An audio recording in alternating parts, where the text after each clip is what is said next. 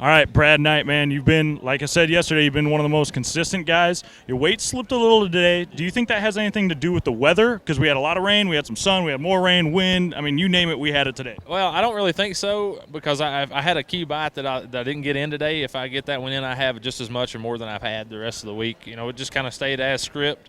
I had a really good start to the morning and then a pretty good lull in the middle of the day, but I tried to do a little bit too much. I'm making some adjustments that kind of wasn't happening. Instead of just maybe putting your head down, just grinding out a few more bites. I put a big swim bait in my hand, just trying to go for a knockout blow maybe. But tomorrow it's back to the original plan and knowing what to do to get the bites to win this tournament. And I'm still going to fish it with an open mind, so to speak. But I mean, I've still got that area that I'm committed to. That in my mind, I 110% believe I can win this tournament in. Well, in that area you're speaking of, not only is yourself fishing in there, but you got Mark Daniels Jr.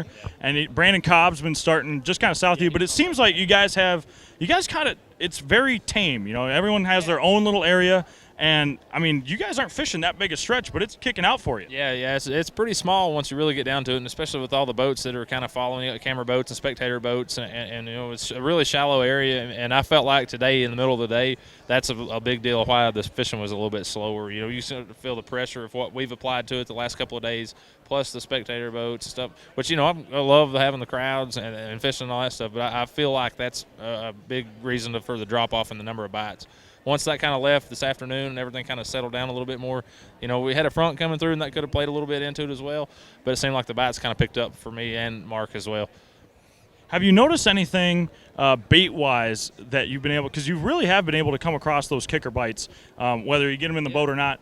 Is there any specific bait, or does it just seem like it's more of a timing thing? Like you pull up to the right piece of cover at the right time and there's one there? Well, that's a lot of it on the isolated cover deal for sure. I'm catching most of those on a drop shot. The first day and a little bit yesterday, it was all buzzbait fish were most of the good ones. That kind of has faltered off for me. I didn't get any on it today. But, tomorrow may be the day where I go out and catch all 5 on it and catch a big bag on it. I mean, that potential is there to do that. But I'm also prepared to keep that finesse bait in my hand and just, get the bites, just grind it out, culling ounces at a time, and just at the end of the day, you've got a pretty solid bag.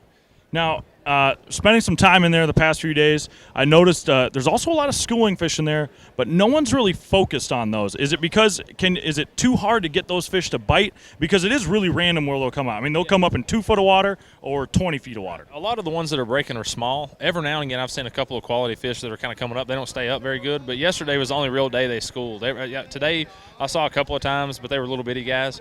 The better fish you're seeing are on the bank chasing the brim, and that's where I kind of think the buzzbait deal kind of starts to happen. Those are just the wolfpack fish that are cruising the bank. If your timing's right, where your bait's kind of landing up there as they're cruising through, you'll catch some of those fish. I think that's just a lot of what's happening. It's such a timing, and things just have to go so right, especially in a 4-day deal. Forest Wood Cup, you got to have something good happen to you, whether you're fishing a club tournament home or fishing this deal. At the end of the day, it's still fishing. It's the same deal, no matter what. And to win is hard no matter what you're doing, and you got to have something fortunate happen to you. And whoever wins tomorrow, is going to be the guy that gets that bite. Instead of being a 12 or 13 incher, it's a 4-pounder. That's just what's going to separate yourself. So hopefully it's me. Well, you're absolutely in the right area. You're on the right quality of fish, and you've been getting the consistent bites you need to make that run at your first Forest Wood Cup title. Good luck to you tomorrow, Brad. Thank you very much. I'm looking forward to it.